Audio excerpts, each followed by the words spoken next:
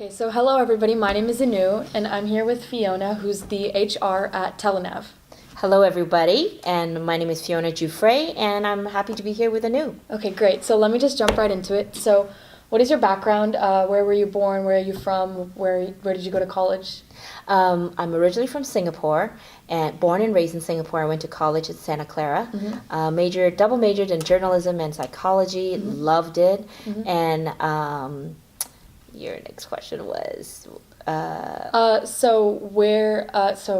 was basically it. So how long have you been here at Telenav for? I've been at Telenav for 2 years. Okay. Yes. And I joined here, and prior to that, I was with the San Jose Sharks, a sports franchise in the Bay Area. So, yeah. Okay, and you are in HR. So what are you most passionate about in HR? In HR.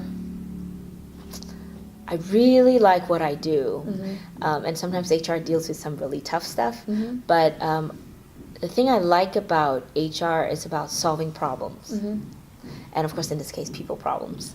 But yeah, that's what I'm passionate about. It's about being able to help people, provide to serve the people that I work with, to help them advance professionally, and sometimes it's also their journey. I guess if I describe it professionally, also their journey, like their career journey, to advance their career journey. And what does your day-to-day life look like in the company? I think I was talking to you earlier about, like, I'm on calls. I'm in a lot of meetings, sometimes in person, sometimes on the phone, like, video conference calls. There are a lot of, because the business there are a lot of things going on in business. So, of course, in my world, it's really busy. So the day-to-day, it's around answering employees, solving problems, answering questions, and meetings. Meetings, a lot of meetings. And how do you approach with conflicts in the workplace? The different ways, different levels of conflict, but generally it's about hearing the employees out, understanding what the problem is, and I prefer, if it's an employee-manager issue, I prefer to give the employee the tools to build that relationship with the manager, because the relationship with the manager is what engages the employee and what keeps them at the job and what keeps it interesting for them. And what would you say your biggest challenges are? The biggest challenge here at Telenav, right now my biggest challenge is about recruiting and finding the right people to help that not just the top talent, but the right talent, the right people that believe in our vision and journey, and that will help take us to the next level. And competing for talent in Silicon Valley is very challenging. Right, because it's huge. It's huge. There are a lot of great opportunities, great companies. Telenav is great, but it's hard to find. I mean, to attract, to compete with the bigger companies for talent. Yeah. And when you're recruiting people, what do you look for in potential candidates? What do you look for when you're recruiting them? When I'm recruiting, I'm looking for people that are a cultural fit, meaning that fits the culture of the company. That's why when I talked about, it wasn't about looking for the top talent or the top people, but about the right people that actually that shares our values, that shares our culture here. Because when you have people that shares those basic, we are also different, but if we share some common values, I think it's much easier to so those things, the basic things are taken care of. It's much easier to work on difficult tough projects, or it's much easier to solve difficult problems that way. So I think that's important. And so I know a lot of managers, like, of course there's the technical parts of a job when we recruit, meaning what your qualifications are, your experience that can help you do your job, right? Because you've had previous experience. But if I had two candidates and I had one that fulfilled, say, 7 out of 10 of the criteria for the job description, and another one another one that fulfilled maybe, I don't know, 6, maybe one was 8, and let me explain this. One was 8 out of 10, the other was like 6 out of 10, right, of the criteria. And, but one had more, was coachable. The one that was 6 out of 10, met the 6 out of 10 job criteria, was more coachable, had a mindset that is responsible and owns things and not afraid to fail. I mean, and shares a value of high integrity and respect.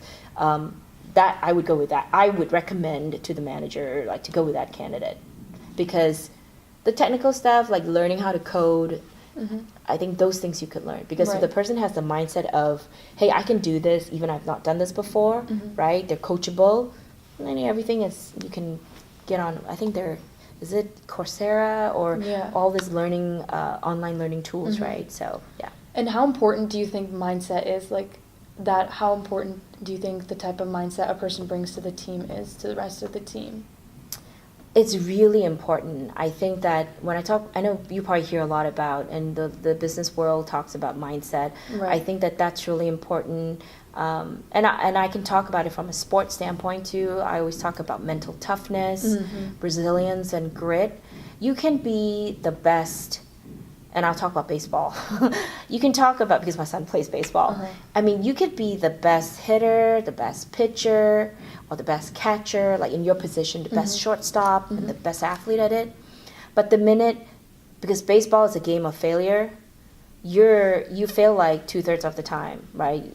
Number of times you go at bat and how many times you actually can hit. Like you look at the stats, right?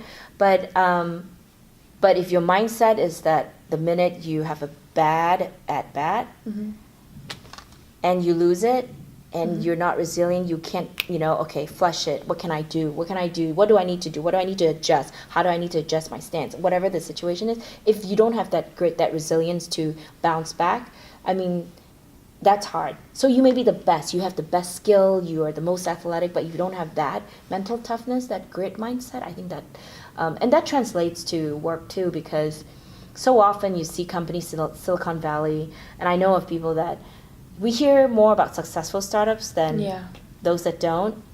And those that don't, I've heard a lot too, but right now, I'll give an example. Sun Microsystems, the CEO back then, I think that it was so successful, but afterwards with the change of business demands and business needs, everything went, I think, everything's cloud-based, right? That advances, the changes. He was very successful, but with that, I guess, with the business going away, I mean, but now he's in a different, he's in a very different business, and he's in a different startup, and he's very successful.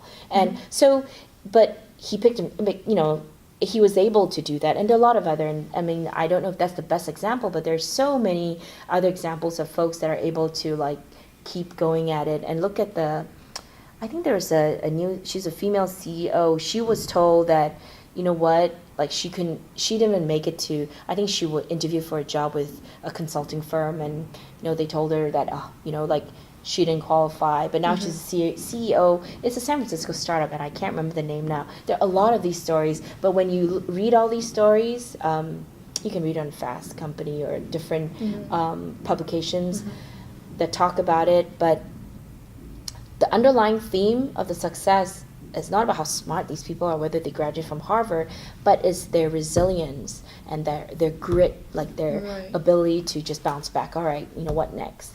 And actually, a good example is our CEO here at Telenav. Maybe your dad could probably talk to you about it more, but he is, I'm sure where Telenav is today, I think that a lot has to do, we're 20 years old.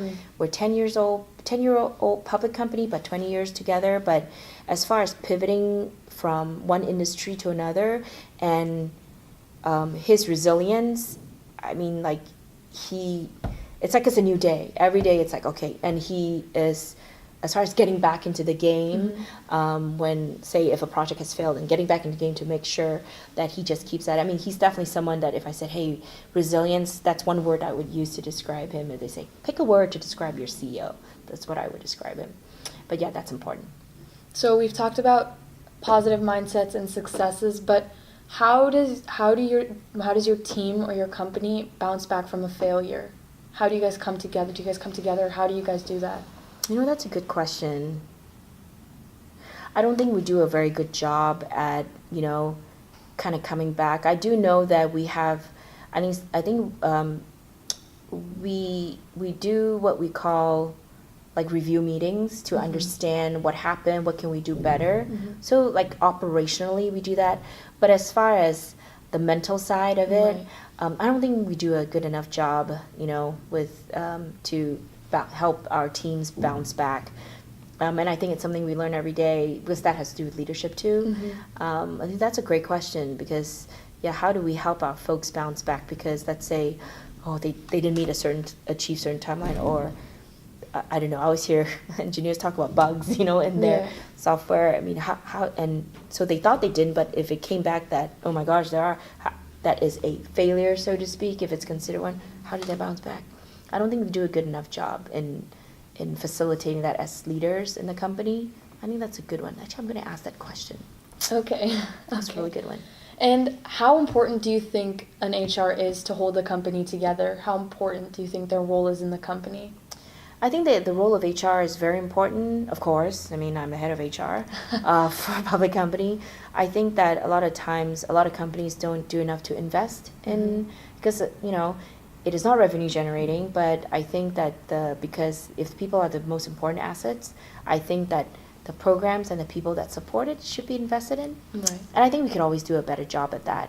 I think that what we can do, I guess your question was about what we can do to, about the importance of HR. Yeah. I think that it is important and pivotal.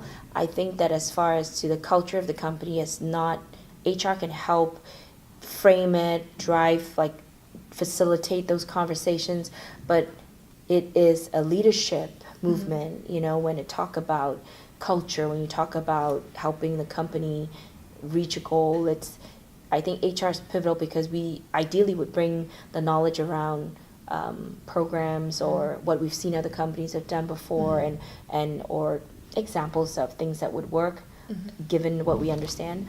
But it's definitely something that I think I think a lot of companies could do better investing in HR.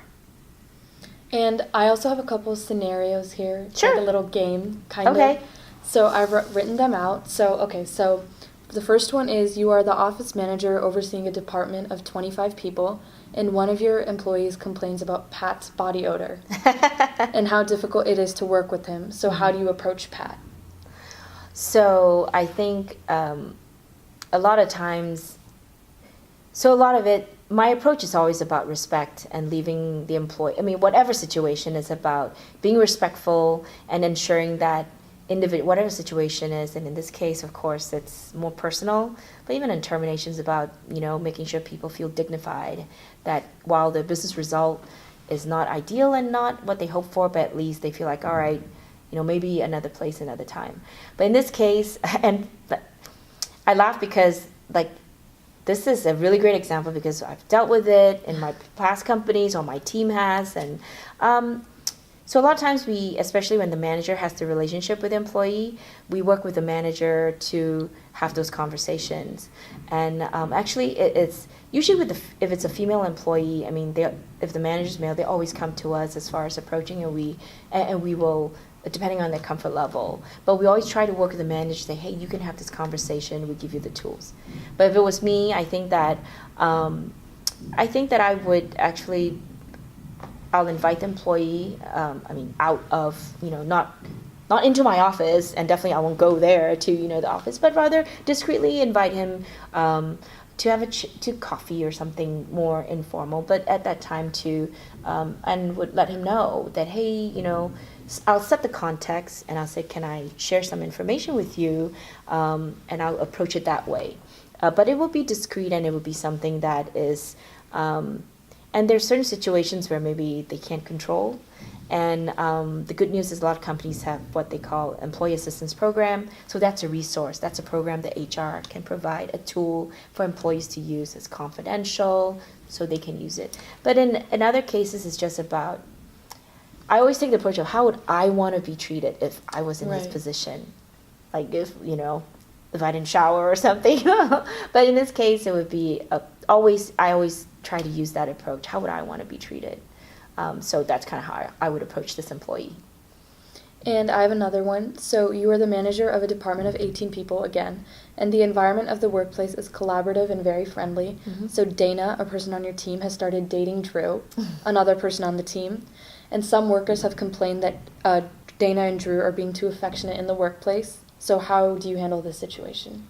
Oh, that's easy, because there are always policies and all that. And Okay. it's okay. I think that, we don't want to trample on or dull the spirit of, especially, young and fun employees. A lot of startups are young. Mhm. And, we're human beings, relationship, and, you meet people, you spend most of your day at work. Mhm. It happens. But I think one of it is, from an HR standpoint, we usually, for every company, there are always, of course, there's always policies, frameworks around that are built to protect company or protect the employee and to influence a culture. And so in this case, if there are those policies to help them understand what it means, and a lot of it is it's more around professionalism. Mhm. And, it's great that, they like each other and they love hanging out, but I think there's some of the behaviors, the feedback to them would be around, and meeting with them separately, of course, would be Right. around what does professionalism look like in the workplace. Mhm. They could be newly grads, or, if they're Yeah. young team, or younger employees, it would be around coaching them around, this is what this looks like, and this is what professionalism looks like. So it's around that. But a lot of it is also working with the managers to coach these younger employees around those type of topics too. Because, when you're fresh out of college, I'm trying to think when I graduated college, I highly doubt I was that professional either. But, I was very fortunate. I had great mentors and managers that would say, no, I wouldn't write that email that way, or if you're really upset about a topic, type it out, but don't send it and walk Yeah. away from it. Yeah. So there are those types of things. And in this case, if it's about behaviors, I think it's, once again, if I was in their shoes, how would I want to be treated? I want my manager to, maybe they're not aware that their behavior Right. was unprofessional. I think it's in the workplace, and I would want someone to tell me. I would want my manager to pull me aside and say, hey, I noticed this, or hey, I received some feedback. Here's what it is. Here's what it looks like, and here's what from a, kind of guide, like from, this is what I recommend that you should do. So kind of in a coaching way.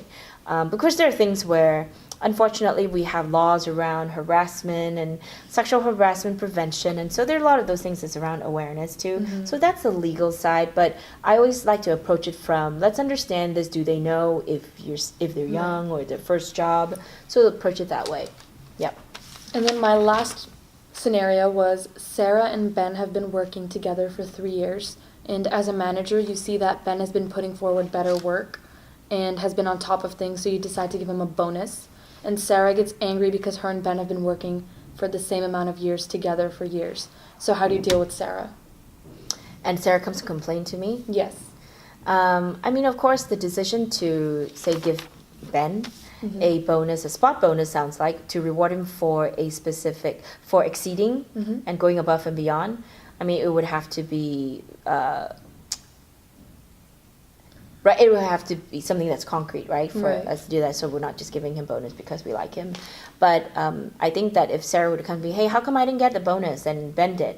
I think my question would be, my feedback would be around, let's focus on what, I walk her through why she believes she should be awarded a spot bonus. Okay. I think a lot of the questions that's around, well, sure. Of course, employees talk and they find out, well, why do you think you should be? Well, because I did this and this. So kind of walk through that conversation about why they think that way, because they think they're stellar employees. Well, why would you? So it's about the curiosity and really coaching in the coaching conversation. Well, why do you believe you're an excellent employee? Because I did this, this, and this. Do you think A, B, and C is part of what you were hired to do? Or is it, kind of going through that conversation?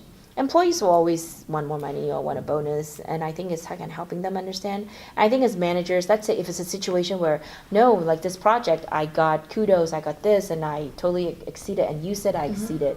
And I think the manager, as a this is one of those conversations where, if they come to HR right first, I would always pull the manager in because HR doesn't manage the employees. Like I don't manage the employee. In this case, I would actually. Having that coaching conversation, but really talking to the manager to understand, unless if they're both my employees, of course, I can, the conversation will be different. But working with the manager to have the conversation. And maybe, so if this is, as far as to be recognized, the spot bonus was to be recognized for a performance exceeding expectations, right? And for doing exceptional work. Maybe the manager can coach her on how to do work that, what exceptional looks like, and then guide her through it. And then when she gets there, she is eligible. So, but yes, so we get a lot of those too. And I know we're running out of time, but just one more question to wrap it all up. So as an HR, how do you think, what are the most important traits for an HR to have? I think integrity and ethic, to be ethical, is really important in our role. But I always say it's also, there are a lot of challenging or tough situations or unique situations that HR deal with that a lot of other professions don't. But at the same time, I think it's important for us to have fun because there's some really serious things that we deal with that may not be perceived as fun by other employees or other people. But I think everyone needs to have fun at what they do, because if not, then it'll be boring, and then it's not gonna. You spend like 2/3 of your day at work, right? So, yeah. Well, thank you so much for your time. You're welcome. Thank you so much. You're welcome. Thank you so much for watching. Make sure you like and subscribe. Thank you. Thank you. Bye. Thank you. Bye.